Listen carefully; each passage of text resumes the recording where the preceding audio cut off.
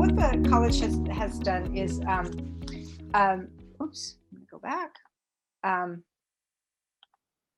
is to create over the last couple of years what we call EFAs, which stand for Educational Focus Areas, which you might have heard already in your preview, and they've sort of separated out various interests so that when students come to college and they're like, man, I'm not quite sure what I'm going to do, but I'm really interested in the arts, and I really like to write, and I really like to make films, and I really like to, but I'm not sure how that works, and I'm not sure what the future is, and everybody tells me I can't make a living out of it, and I'm here to tell you, yes, you can.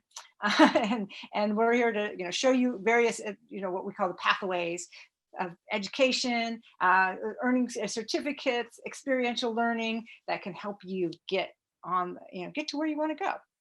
So creative art. So the EFA that my department is called the Creative Arts Communication Humanities, and that includes art, the art department, music, theater, philosophy and religion, and it's weird, like political science and history, they're in social sciences, but philosophy and I think religion and world languages are in REFA, and music technology and communication, and that also includes like journalism. I have a lot of students who are interested in journalism as well.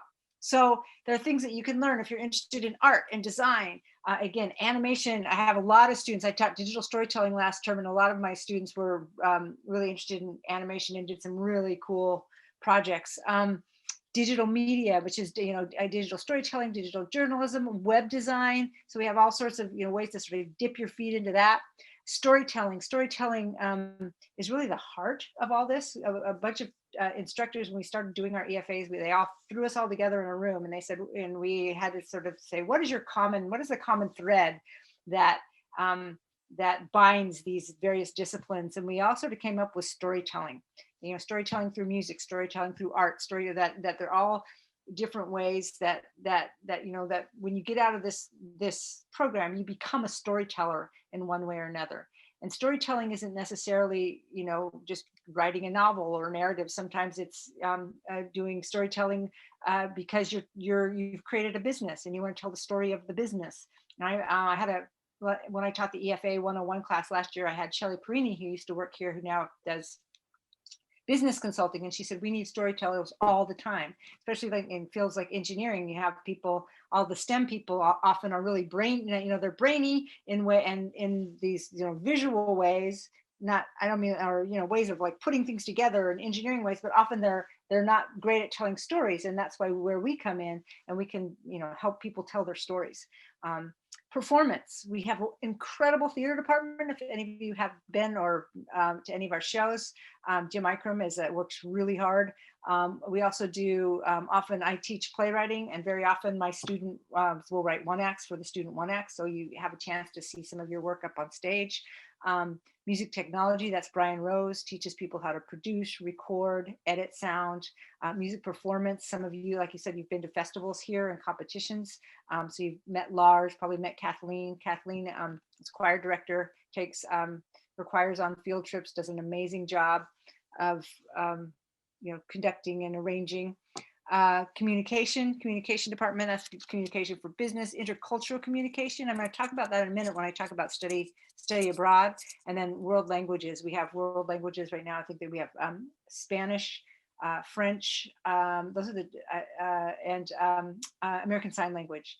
And something that you should know, and Candy will probably tell you if you're interested in arts and humanities degrees, you usually, most of the state schools will require you to have 2 years of a world language. So you're gonna want to, I know that English degrees, if you're going into a BA, they require 2 years, and ASL does count as a world language. You want to make sure and get on that. And if you've had 2 years, like if you had honors English in high school, I believe you can waive some of that. Is that true, Candy? Like you can jump into your second year sometimes, or test out of it. I don't know if that's for languages. Yeah. Sometimes, yeah. Sometimes, yes. So that's right. I shouldn't make any promises. Yeah, no, I can't. It just depends on the school, and you really need to talk to a counselor at the 4 year. Yeah. So there are different paths. We're theme is path here that you can take.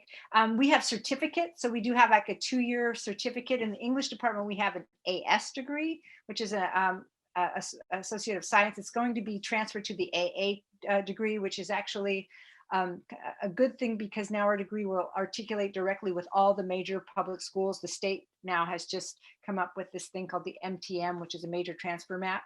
And the old AAOT, which was the old 2-year degree, used to sometimes different schools had different philosophies, and students would get the AAOT, and then they would go and, for instance, say, hey, I want an English major, and then I want to be an English major, and then the school would be, well, now you have to take this and this and this, and the student would end up having to take an extra year.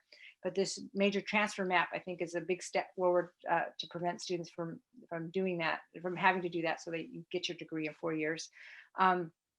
And so you can go the certificate route, music technology certificate, boom, boom, get, acquire some skills, go in to be able to work in a recording studio or on a film set. If that's all you want, that's great. Or you can, we have a number of transfer degrees, art, theater, philosophy, communication, world languages, all those things, those programs will get you started into, and Candy will be, and other advisors will be able to help you to then transfer into a 4-year university.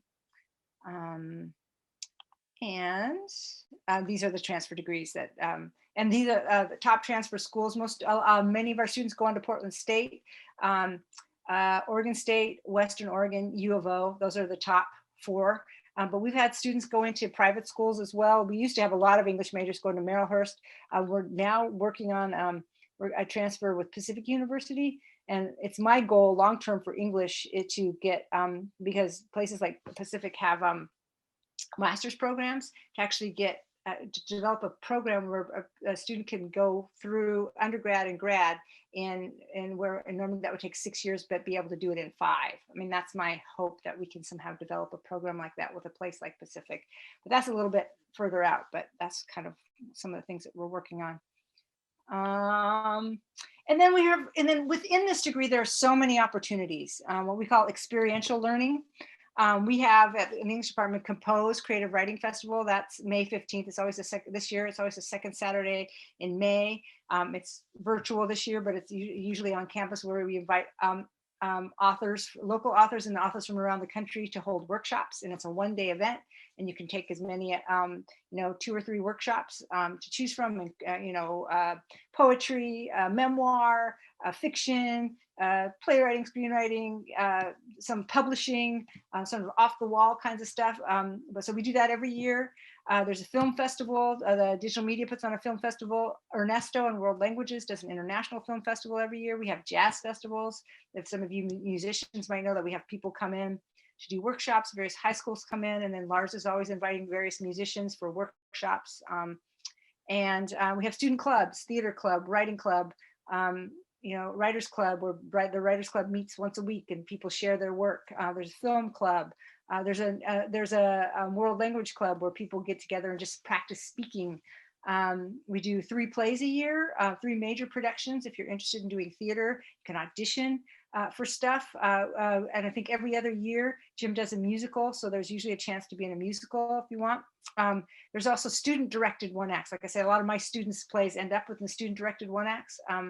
And those are really fun. So if you really love directing, you get to try your hand at directing. It's also sorts of, if you're a technical person, Chris Witten has a theater building, shop. We have technical theater, lighting, costuming. There's a costuming class. So, there's all sorts of things to explore. Lots of concerts, same thing with music. They do a concert every year, choir concert, band concert.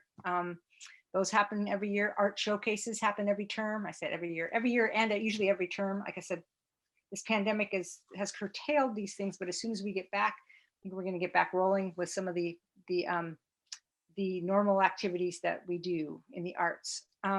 We have some study abroad opportunities. I have led 2 trips to Ireland. There's going to be another trip to Ireland, not this December, but the December after, just because of COVID. And that's going to have a bit of a STEM focus, but it's if you're into the arts, you could still go on that trip and really get a lot out of it. You can also earn credit while you're studying abroad. Last time students went on that trip could earn credit in intercultural communications, creative writing, and I think and theater appreciation. You could get any credit for either of those classes, and some students got credit for all three while they were studying abroad. And there's all sorts of financial aid and opportunities that can help you. There's also going to be a trip a year from summer, a year from June. I'm not exactly sure the dates. Again, we've had to shift all the dates. It's either June or July 2022 that Ernesto Hernandez from World Languages is leading to France. And you'll do maybe some homestays and learn and take language classes while you're there. And you're gonna dip over into Spain for a couple of days and come back. So that's a pretty exciting trip that's coming up as well. And again, you can earn intercultural communication credits by going on that trip, and also world language credits that will go towards your degree. We do various field trips. I know that music's always going on trips to see concerts. Jim takes students to see plays all the time. I take students to see plays. We go to Ashland every year. We take a group to Ashland. So between the English students and the theater students, we all get together in a van and go down to Ashland and see a bunch of plays and stay overnight one night. And we're looking to expand that trip to a 2-night trip, where we're trying to still keep it affordable. So we're kind of doing a 1-night, 2-night option. I mean, again, this year we're not doing anything, but hopefully next year we'll pick this one up again. Isn't the nature writing course? Don't you take a field trip for that? Yeah, Ryan, thank you, Candy. Ryan Davis teaches a nature writing course every year. So in that one, students go camping. They actually go out to Eagle Creek Park, I think is the last time. He goes to various places and you camp for a couple of days and write. And that's a really amazing trip as well.